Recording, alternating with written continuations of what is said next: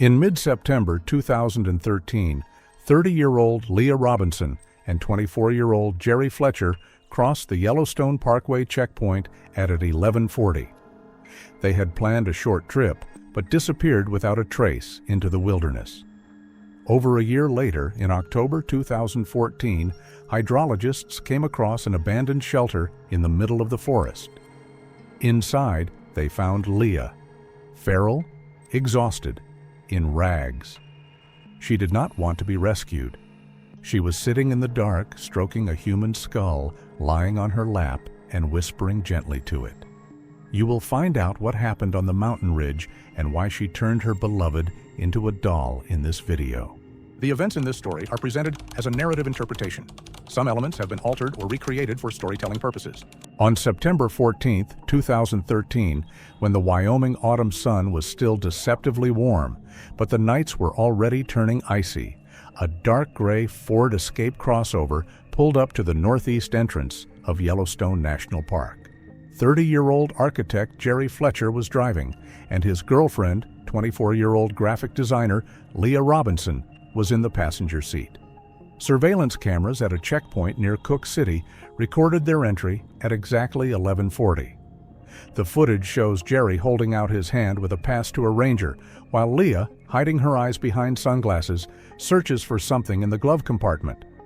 It was the last documented moment they were seen together alive. The couple was heading deeper into the reserve, to the remote Lamar Valley, often referred to as the American Serengeti, because of its abundance of wildlife. According to later testimony from car rental workers in Bozeman, Jerry rented a car for a week, planning to return it on September 21st. In the trunk was professional camping equipment, a tent, sleeping bags designed for sub-zero temperatures, and a gas burner. They did not look like amateurs. This had to be a planned trip. Their destination was Slough Creek Campground, an isolated spot far from the park's main tourist arteries. This place attracts those looking for absolute silence and the opportunity to observe wolves in the wild. According to the park's electronic database, Jerry and Leah had not booked a specific place to spend the night in advance, which is allowed in the low season. However, their plan was more ambitious than a simple picnic. A map they found later indicated that they were going to hike the challenging Specimen Ridge Trail, a trail that stretches 17 miles along a ridge known for its petrified trees and open, windy plateaus. The alarm was raised only 5 days later. On September 19th, during a routine patrol of the area, Ranger Michael Thorne spotted a familiar gray crossover on a gravel lot near the beginning of the Specimen Ridge Trail. The vehicle was covered in a layer of dust and fallen leaves, indicating that it had been parked there for at least a few days. A check of the license plates confirmed that the lease had expired and the owners had not been in touch. Inspection of the car raised more questions than answers. The car was locked with a central lock. When the Rangers opened it, the inside was in perfect order. On the back seat were packed bottles of water that would last for a week. In the center console, hidden from the direct sun, were 2 cell phones, Jerry's iPhone and Leah's Samsung. Their wallets with cash, credit cards, and driver's licenses were found nearby. Leaving communication devices and documents in the car before embarking on a challenging 17-mile route in a wilderness area where grizzly bears are found seemed absurd and violated all safety rules. There was a printed map of the park on the passenger seat. On it, a red marker circled the Specimen Ridge area, and a bold cross stood at one of the high points, about 4 miles from the trailhead. This was the only clue. The search operation began on September 20th at 6 o'clock in the morning. It became one of the largest in the park that year. More than 50 volunteers and professional rescuers lined up in a chain, combing every square foot of the area along the Lamar River. A helicopter equipped with a thermal imaging camera was sent into the sky and circled the deep ravines and forested areas for hours. Canine teams with sniffer dogs picked up the trail from the car door. The dogs confidently walked the first 3 miles up the trail, overcoming the steep climb to the ridge. But at a stretch of rocky scree where the soil gives way to hard volcanic rock, the dogs began to behave erratically. They circled in place, losing their scent. The trail ended suddenly, as if Jerry and Leah had just vanished into thin air. On September 22nd, the weather deteriorated sharply. The temperature dropped to minus 40 degrees Fahrenheit, above 40 below zero, at night. Cold winds of 30 miles per hour made it impossible for aviation to operate. Rescuers on the ground continued to work, but the hope of finding the couple alive was melting away with each passing hour. Volunteers found tracks of deer, coyotes, and even bears, but not a single trace of hiking boots, not a single lost piece of clothing or garbage. According to the Park County Sheriff's report, over the course of 2 weeks, search teams surveyed more than 40 square miles of difficult, rugged terrain. All known caves and canyons within a 5-mile radius of the trailhead were checked. Dozens of tourists who were in the area from September 14th to 19th were interviewed. Not a single witness saw the couple on the route. They drove into the park, left the car, and disappeared. On October 5th, 2013, the park authorities officially announced the suspension of the active phase of the search. A massive snowstorm was approaching, which promised to cover the plateau with a 2-foot-thick layer of snow. Continuing the operation was dangerous for the rescuers themselves. Jerry and Leah's parents put up posters with photos of the missing on information boards near the campsites for a while, but soon the wind tore them down as well. The Lamar Valley plunged back into silence, hiding its secret under the white blanket of winter. On October 16, 2014, a year and a month after the disappearance of Jerry Fletcher and Leah Robinson, a group of scientists from the United States Geological Survey was conducting routine fieldwork in the eastern part of Yellowstone. They were a team of 3 hydrologists tasked with checking groundwater level sensors in a remote area known as the Mirror Plateau. This area, located at an altitude of over 8,000 feet above sea level, is closed to ordinary tourists due to the high activity of grizzly bears and the lack of marked trails. Access is allowed only with special scientific passes. Around 2:30 in the afternoon, while moving through a dense forest of twisted pine, the team leader, Dr. Mark Evans, noticed an anomaly on the ground. Among the wild vegetation and fallen trunks was a narrow but clearly trodden path. It didn't resemble an animal trail. Bison or elk tracks are usually wide and chaotic, but this path was monotonously trodden by human feet, although it looked like it had been used by someone who was trying to walk carefully, footprint by footprint. The trail led deep into the thicket in the opposite direction to the installed sensors. Guided by the safety instructions, the group decided to check where this trail led, suspecting that it might be the work of poachers. After walking about 400 yards, they came to a small rocky clearing hidden behind a wall of rocks. In the middle of it stood a dilapidated structure, an old geodesic shelter. According to the park's archival data, this structure was built in the early 70s for temporary residence of cartographers, but was written off and abandoned more than 30 years ago. It did not exist on modern maps. The building was a low wooden frame covered with rotten plywood and remnants of roofing material. The roof had partially collapsed under the weight of the snow of the past winters, and the window openings were blocked with pieces of bark and dirt. As Mark Evans approached the entrance, he gestured for his colleagues to stop. A sound came from inside. It wasn't an animal growling or the rustling of the wind. It was a human voice. It was a quiet, monotonous, rhythmic sound, like a quick muttering or prayer. The voice did not break. It sounded mechanical, without any emotional intonation, which looked unnatural and threatening in the empty forest.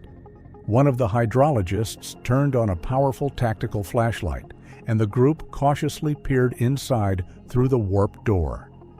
A beam of light cut through the gloom, snatching from the darkness a picture that was later described in a report to the rangers as the most terrifying sight in the park's history in decades. In the far corner of the room, where the roof was still intact, A den was set up. A person was sitting on a pile of dirty rags mixed with the dried skins of small animals, probably hares and marmots. It was a woman, but her appearance had undergone catastrophic changes. She was emaciated to the point of extreme cachexia. Her skin, covered with a layer of dirt and soot, covered her bones so tightly that the anatomical structure of her skull and joints were visible.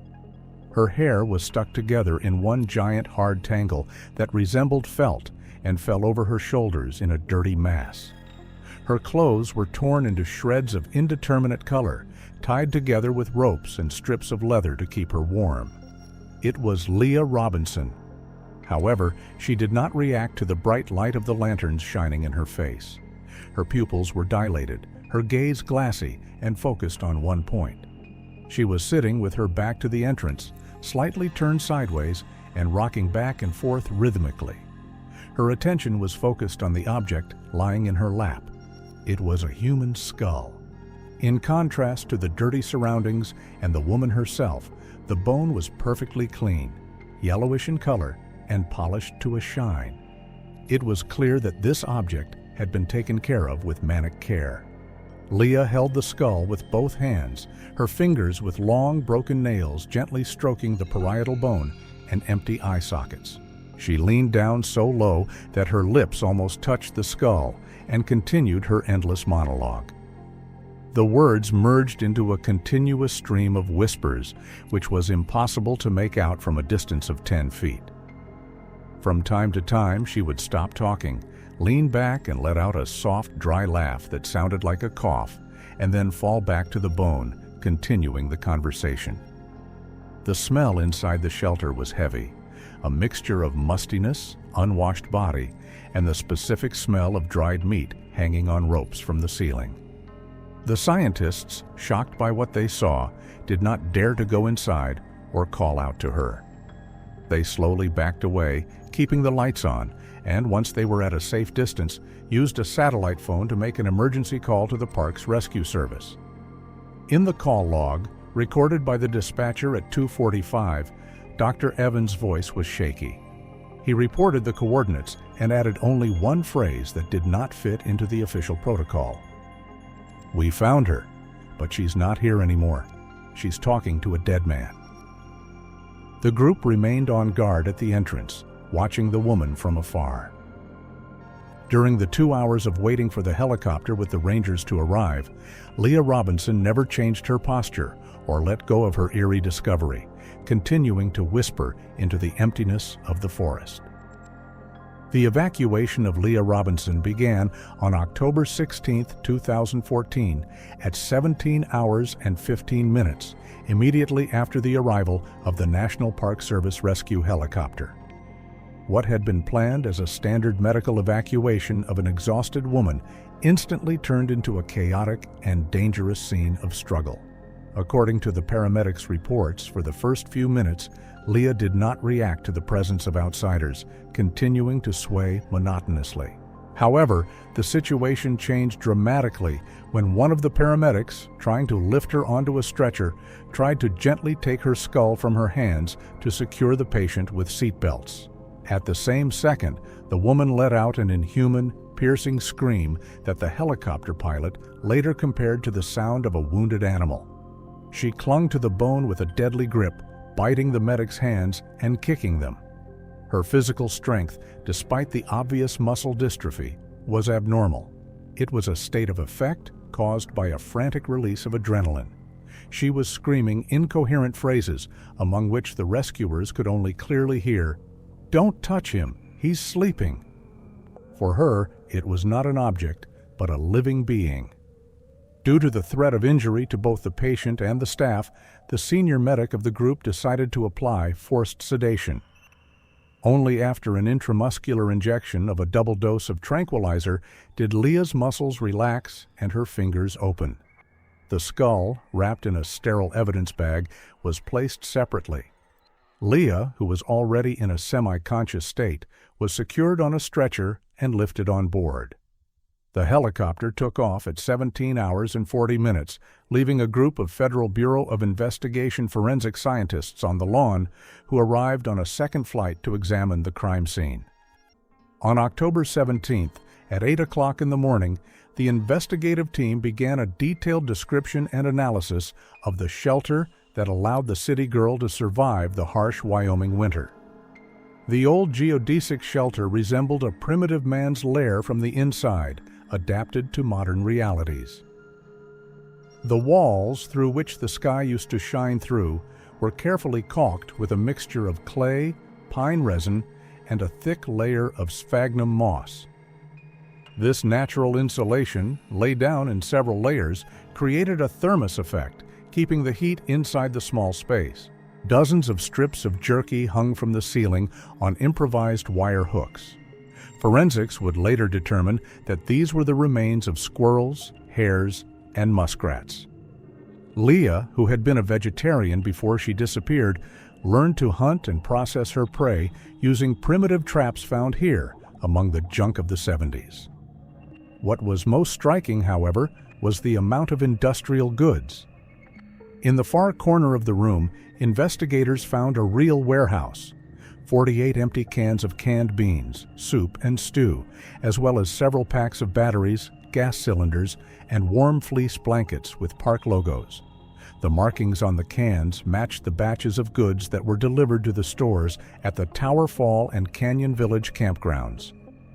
This became the key to solving a series of petty thefts that were recorded by rangers during the winter of 2013 to 2014.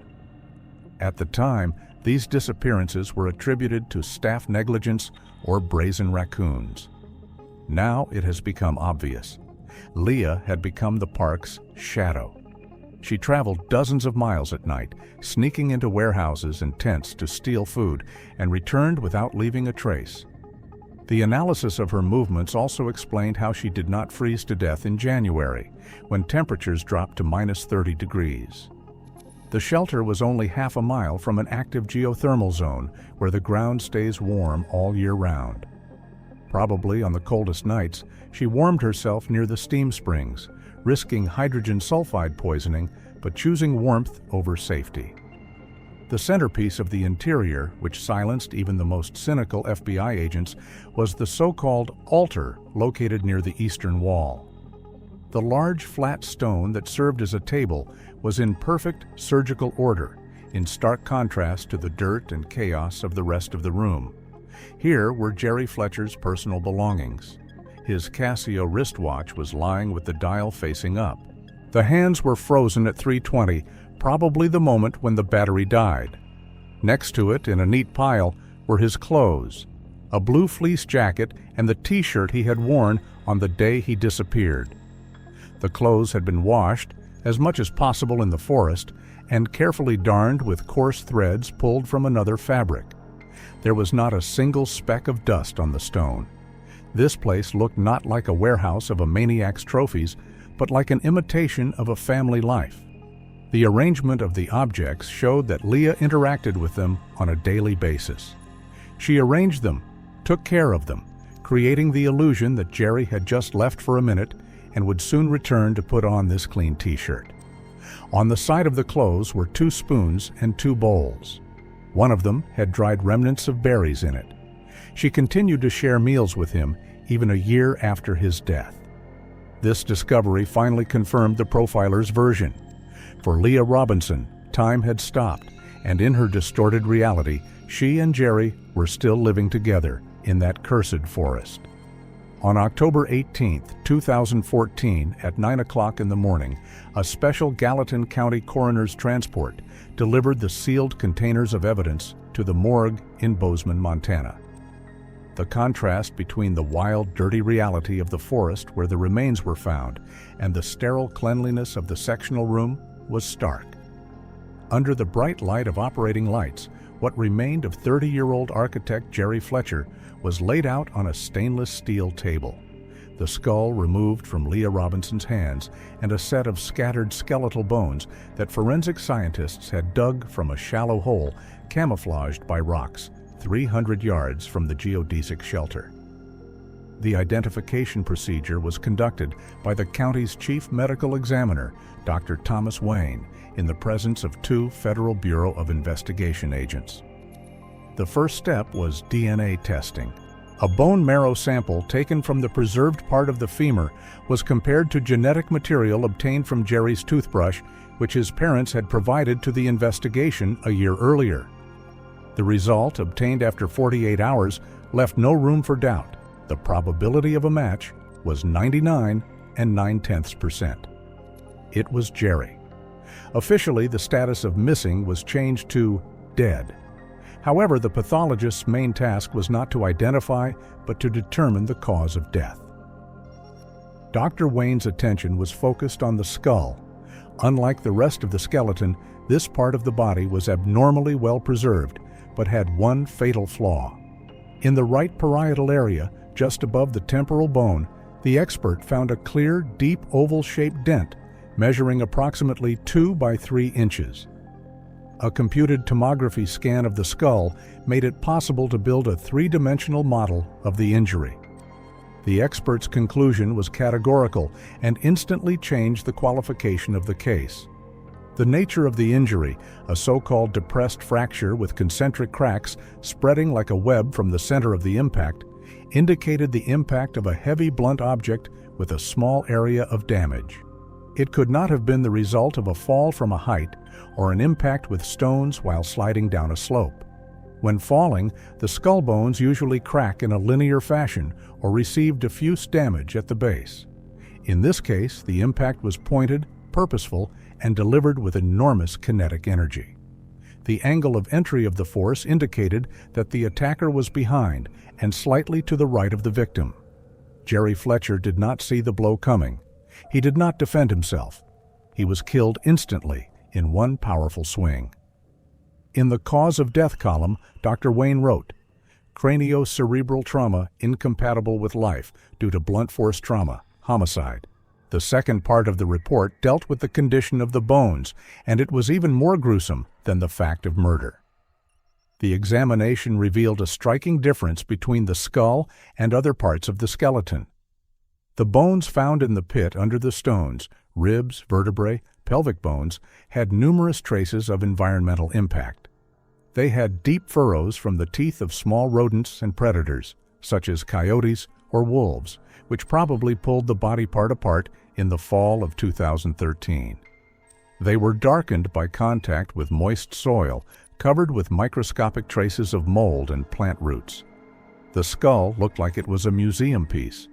There were no traces of animal teeth on it. It was perfectly cleaned of soft tissue, not by insects or time, but by mechanical means. Under a microscope, the expert saw thousands of micro-scratches characteristic of friction with rough cloth or skin. Chemical analysis of the bone surface revealed a high concentration of lipids, the fats that make up human sebum. This was direct evidence that the skull was constantly in contact with human hands. It was touched, stroked, and held in the palms of hands for hours, days, and months. The surface of the parietal and frontal bones was literally polished to a dull shine by Leah Robinson's fingers. The report also noted the condition of the eye sockets and nasal cavity. They were cleaned out with surgical precision, probably with a sharp instrument, which coincided with the confiscation of the hunting knife from the hideout. Microscopic residues of organic matter that did not belong to Jerry were also found on the lower jaw and cheekbones, traces of berry juice and chewed food. This confirmed the investigators' crazy guess. Leah was trying to feed the skull by rubbing food into the bone. This contrast between the mutilated, animal-torn skeleton in the pit and the well-groomed, well-loved skull painted a terrifying picture of the woman's psychological state. She had killed him in cold blood with a stab from behind, allowed wild animals to eat his body, but kept his head as a fetish, turning the evidence of a brutal crime into an object of worship. Now it was not just a case of disappearance or even just a murder. It was a story about the abyss of the human psyche that opened up in the silence of Yellowstone. On October 20th, 2014, 2 days after Jerry Fletcher's violent death was confirmed, the investigative team at Bozeman Police Headquarters returned to a seemingly long-examined piece of evidence. On the senior detective's desk was a report from the Cybercrime Unit dated back to September of 2013. It was a detailed analysis of the contents of the victim's cell phone, a fifth model iPhone, which was found in a locked car at the beginning of the search. Back then, a year ago, it took tech experts less than 4 hours to bypass the lock password. What they found in the messaging app seemed important to the investigation, but not fatal. Jerry's phone had an active correspondence with a contact signed as Sarah, work. The nature of the messages left no room for ambiguity. It was a classic office romance that grew into something more serious. The last message from Sarah came the day before the trip, on September 12th. "Will you tell her this weekend? I can't wait any longer." Jerry's response was short and decisive. "Yes, I've made up my mind. After this trip, we're breaking up. I promise." In 2013, the detectives interpreted this data through the prism of a voluntary disappearance. They assumed that Jerry, feeling pressured and guilty, could have staged the situation to escape from both women, or that the couple had an emotional argument on the route after which they split up. No one at the time considered the fragile, creative Leah to be a threat. This mistake cost the investigation a year of time. The correspondence was perceived as a motive for breaking off the relationship, not as a motive for murder. Now that there were photos of the fractured skull on the table, those old text messages sounded completely different. The police needed to understand one thing. Did Leah know about Sarah before they got into the car? The answer to this question could reclassify the crime from a state of passion to cold-blooded, premeditated first-degree murder. 25-year-old Caitlin Vance, Leah's best friend since college, held the key.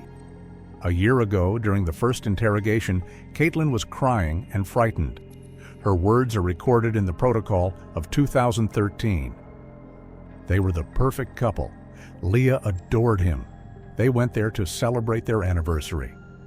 She claimed that she did not notice any warning signs. On October 21, 2014, Caitlin was called back to the interrogation room. This time, the conversation was tough. The detective put the pathologist's report in front of her and asked her directly if she was ready to cover up for the killer. Under the pressure of new, horrific circumstances, the news that Leah had been living with her lover's head for a year, Caitlin broke down. She asked to turn off the recording, but the detective refused. Her new testimony dramatically changed the picture of events. According to the new protocol, 2 days before the fatal trip, on the evening of September 11th, Leah came to Caitlin's apartment. She didn't cry, scream, or look broken. On the contrary, Caitlin described her state as an eerie, glassy calm. Leah pulled out of her bag not her phone, but a printout of her cell phone provider's call detail, which she had somehow ordered through a joint family account. Sarah's number appeared dozens of times. Caitlin recalled trying to calm her friend down, suggesting that she pack her things and leave her trader. But Leah just shook her head. She sat in the kitchen, stared at one point, and according to the witness, said a phrase that now sounded like a sentence. "I know he wants to leave me. He thinks he decides everything. But I will arrange a trip for us that we will never forget. We will be there together, forever. No one will take him away from me." Back then, a year ago, Caitlin took those words as a desperate attempt to save the relationship with a romantic gesture. She decided that Leah wanted to surprise Jerry, to remind him of their love in the wilderness. That's why she lied to the police, afraid that these words would cast a shadow of suspicion on her missing friend. She believed that they were simply lost. But now, in the light of the found altar and the fractured skull, the meaning of the phrase, "to be together forever," was revealed in all its horrifying directness. It was not a metaphor for eternal love. It was a direct declaration of intent. Leah had no plans to return from that hike. She wasn't taking Jerry to Specimen Ridge to make up or work things out. She was taking him to be executed. This confession was the last link in the chain of evidence.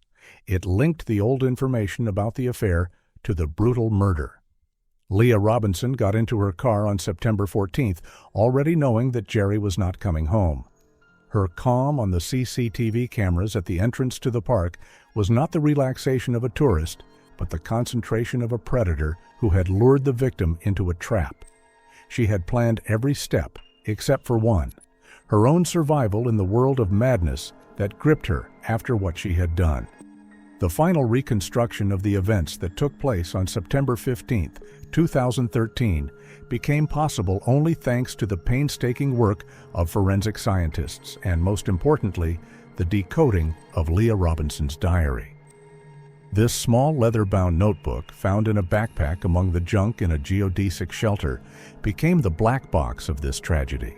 Its pages, written in different inks and sometimes simply scratched out with a pencil, have become a chronicle of a person's rapid fall into the abyss of absolute madness.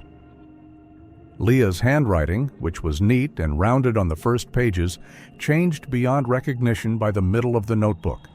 The letters became sharp, torn, and the pressure on the paper was so strong that it tore through the pages. Based on the analysis of shadows on satellite images and entries in the diary, investigators established the exact time and place of the murder. It happened around 2 o'clock in the afternoon at one of the highest points on Specimen Ridge. This place, open to all winds, is known for its unique petrified trees, remnants of ancient forests that volcanic ash turned to stone millions of years ago. It offers panoramic views of the Lamar Valley, which stretches thousands of feet below. It was here that Jerry Fletcher decided to make a halt. According to the reconstruction of the events by Federal Bureau of Investigation profilers, he chose this spot for a reason. The majestic view and isolation seemed to him the perfect setting for the difficult conversation he had been rehearsing in his head. Jerry didn't realize that his every gesture and look was being recorded by the inflamed mind of Leah, who already knew about Sarah and was just waiting for the denouement. The diary describes this moment not as a dialogue, but as a set of dry, hateful facts. Leah wrote it down later, in short, chopped phrases that convey cold rage. We stopped. He took off his backpack. He started talking about how we were different. He said that he needed space and time to understand himself. Clichés, just clichés. He didn't even look at me when he was destroying our lives. Jerry made a fatal mistake, typical of a person who feels guilty but wants to end an unpleasant scene as soon as possible. He avoided eye contact. While he was talking about taking a break from the relationship, his eyes were riveted on the open map of the park. He moved his finger along the route, planning the descent. In his imagination, he was already down there, in the car, on his way to the city, to Sarah, to a new life without Leah. For him, Leah had already become the past, a problem he had almost solved. For Leah, it was a signal. She interpreted the fact that he was looking at the map as the final proof of his betrayal. He was planning to escape. The moment Jerry stopped talking for a second and turned away to fold the map and put it in the side pocket of his backpack, Leah acted instinctively. She didn't look for the weapon beforehand. Her eyes fell to her feet. Specimen Ridge is dotted with fragments of petrified wood. It's not just wood, it's stone-heavy, hard as granite, with sharp edges. Leah picked up a piece of rock that fit perfectly in her palm. She did not hesitate. There were no screams, no warnings, no tears. She took one step forward and struck. It was a single blow. It landed squarely in the right parietal region of Jerry's head. The force of the blow, multiplied by the weight of the stone and the suddenness of the attack, instantly knocked the victim unconscious. Jerry Fletcher fell to the rocky ground like a man crippled, not even realizing what had happened. He did not scream. Only the dull sound of stone hitting bone and the rustling of his body falling to the ground broke the silence of the highlands. What happened in the following minutes shocked even the most experienced criminal psychologists working on the case. The usual reaction of a person who has committed a murder in a state of effect is panic, an attempt at resuscitation, or immediate flight. Leah Robinson did the opposite. She sat down next to her lover's body. The diary contains an entry made, judging by the uneven, trembling handwriting and dirt stains on the paper, directly at the crime scene, while Jerry's body was still cold. These lines became the manifesto of her new reality. Silence. Finally, he is silent. No more words about space. Now he won't go anywhere. He will not look at the map. He will stay here, with me. Sarah will not take him away. He's mine. She did not try to hide the crime. She did not run down the trail. Leah spent several hours on the plateau, just sitting by the body and watching the sun sink below the horizon. As the dusk began to thicken and the temperature plummeted, an unnatural adrenaline-fueled strength awoke in her. A frail girl who weighed less than 120 pounds was able to single-handedly drag the body of a grown man weighing over 180 pounds. She dragged him not along a path, but through bushes and rocks, deep into the bush, away from public view. Investigators found drag marks at the crime scene that showed incredible stubbornness. She fell, got up, and continued to drag her property into the darkness of the forest. She was not hiding it from the police. She was hiding it for herself. That night was the first night of their eternal union, which she had dreamed of. The period from October 2013 to October 2014 in the history of the disappearance of Jerry Fletcher and Leah Robinson remains the most eerie page that investigators had to restore, literally bit by bit. The main question that survival experts asked themselves was how a city girl, a graphic designer with no experience in extreme tourism, could survive one of the harshest winters in Wyoming when temperatures dropped below 40 degrees Fahrenheit. The answer provided by psychiatrists was unequivocal. It was not her skills that saved her, but a combination of unlocked animal instincts and deep psychotic mania. Leah spent the first weeks after the murder in the woods next to the body. But nature took its toll. Decomposition and the activity of scavengers, such as coyotes and wolves, which began to circle the crime scene, forced her to act. She could not protect her entire body from wildlife. According to the reconstruction of events based on the marks on the bones, it was then, in late October, that she decided to save Jerry in her own way. Using a fixed-blade hunting knife that belonged to Jerry, she performed a procedure to separate the head from the body. Forensic experts noted that the nature of the cuts to the neck vertebrae did not indicate rage or aggression, but methodicality. She was not mutilating the body. In her distorted reality, she was conducting a rescue operation. After taking the head, she left the rest of the body to the beasts and moved to an old geodesic shelter she had found, which became their new, safe home. With the onset of winter, the national park became empty, but life in it did not stop. During November and December of 2013, strange entries began to appear in the logbook of the rangers on duty at Tower Junction. Employees recorded petty thefts from outbuildings and warehouses located on the periphery of tourist areas. Specific items disappeared: canned beans, soups, packages of biscuits, batteries, warm woolen blankets, and even paraffin candles. Initially, these incidents were attributed to large rodents or bears waking up from hibernation, but the nature of the break-ins was too neat. Locks were not picked, but cunningly opened, windows carefully removed. Leah turned into a ghost of the park. She moved exclusively in the dark during snowstorms, when visibility was zero, and surveillance cameras could not capture her silhouette. She walked for miles in the deep snow, dressed in layers of stolen clothes, guided only by a maniacal goal: to bring food for herself and him. But the most terrifying events took place behind the closed doors of her hiding place. Leah's diary, which she continued to keep throughout the winter, revealed the details of her life with the skull. For her, he was not dead. She believed that Jerry was just sick, weak, and in need of her constant care. She thoroughly cleaned the skull from the remains of flesh using snow and rags, polished it to a shine to make it look neat. The examination revealed traces of fat and berry juice on the bones in the area of the jaws. This became physical evidence of the diary entries about the meals together. Leah tried to feed him.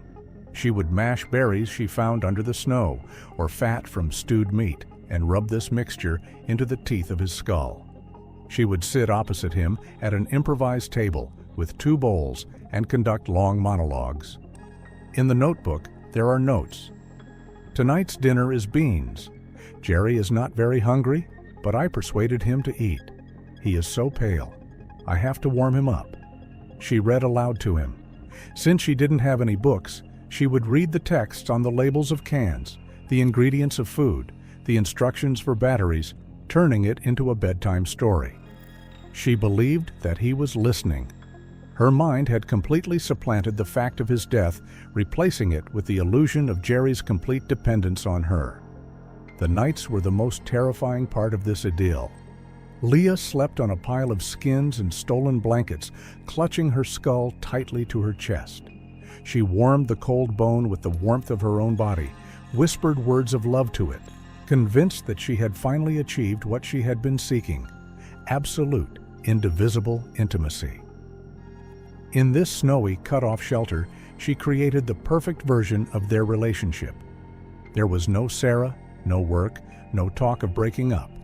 There was only Jerry, who was silent and listening, and she, his sole caretaker.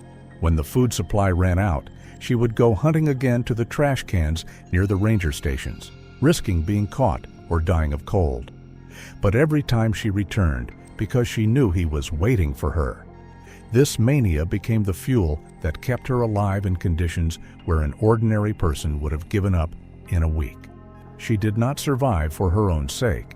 She survived to continue this grotesque game of family that lasted for 12 long months, until a chance event brought the hydrologists to her door. The trial in the case of State of Montana versus Leah Robinson began on February 10, 2015, in the District Court of Helena. At the request of the defense and with the consent of the prosecutor's office, the trial was held in camera.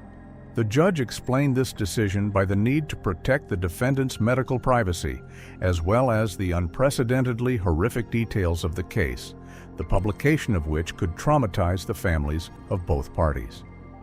There was no press in the room, only the lawyers, the prosecutor, the judge, and Jerry Fletcher's parents, who sat in the front row, dressed in black. The hearing lasted only 3 days. The key moment was the speech of the chairman of the Forensic Psychiatric Commission, Dr. Alan Richards.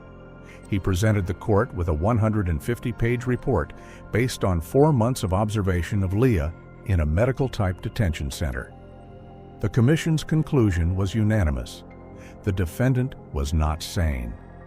According to the minutes of the meeting, Dr. Richards stated, "We are dealing with a classic manifestation of paranoid schizophrenia, which has probably been latent for years, but was triggered by an acute psychotic episode. The catalyst was the emotional trauma of the news of her betrayal and breakup. At the time of the crime and over the next year, the patient was not aware of her actions. She created an alternative reality where the murder was an act of salvation." On February 12, 2015, the court delivered its verdict: compulsory treatment in a closed psychiatric institution with a maximum level of security for an indefinite period. Leah Robinson, who was present in the courtroom, took the verdict with absolute indifference. Witnesses, including a bailiff, noted that she did not even look at the judge. All the time she sat staring at her hands, folded in her lap in a characteristic cup-shaped gesture. She was transferred to the State Psychiatric Hospital in Warm Springs, where she remains to this day. Medical staff reports describe her as a quiet patient. She does not show aggression, takes her medication diligently, and follows her daily routine.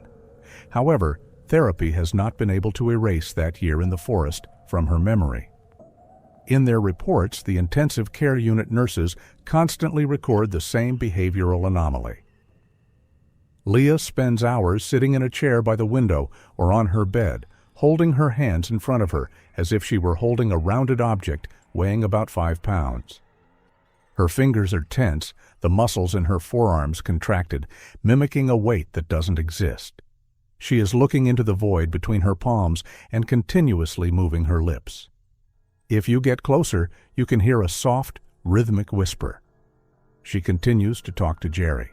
She reads invisible labels to him, tells him about the weather outside, and promises that no one will separate them. For her, the skull hasn't disappeared. It has just become invisible to others. Jerry's parents, having received permission from the prosecutor's office, took their son's remains in March 2015. The cremation ceremony took place in a closed format in his hometown. Only the bones that could be found were placed in the coffin, and the skull, which had previously undergone special sanitization, was placed separately. In April of the same year, the Fletcher family filed a civil lawsuit against the U.S. National Park Service, accusing Yellowstone management of criminal negligence and inadequate monitoring of remote areas. The family's lawyers insisted that the rangers should have noticed smoke or traces of a person in the Mirror Plateau area much earlier. However, in June of 2015, a federal court dismissed the lawsuit, citing that the area was a wilderness area where the park was not responsible for total control of every square foot. The final point in this story was the fate of the geodesic shelter itself. After the investigation was completed and the police tapes were removed, the place began to attract unwanted attention. Internet forums dedicated to serial killers and mysticism began to post the coordinates of the House of Leah. The park's management, fearing an influx of so-called dark tourists and vandals, made a radical decision. On September 14, 2015, exactly 2 years after the couple entered the park, a group of technicians arrived by helicopter. In accordance with Order Number 404, the old structure was dismantled to the ground. The rotten wood was burned on site in a controlled fire, and metal parts and debris were removed by cargo nets. The foundation was covered with earth and sown with seeds of local grasses to restore the natural landscape. Today, there is nothing left on that lawn to remind us of the human presence. Tall grass grows there, and bison graze there again. Tourist maps still ignore this area. But among the veterans of the Ranger Service, there is an unspoken rule that is passed on to newcomers in a whisper. If, while patrolling the eastern sector of the plateau, you hear a sound that sounds like a person muttering or laughing softly in the noise of the wind wandering between the pines, do not stop. Do not try to find the source of the sound. Just turn up the volume on your radio and keep going. They say it's just the wind getting tangled in the branches, but none of them want to check it out alone.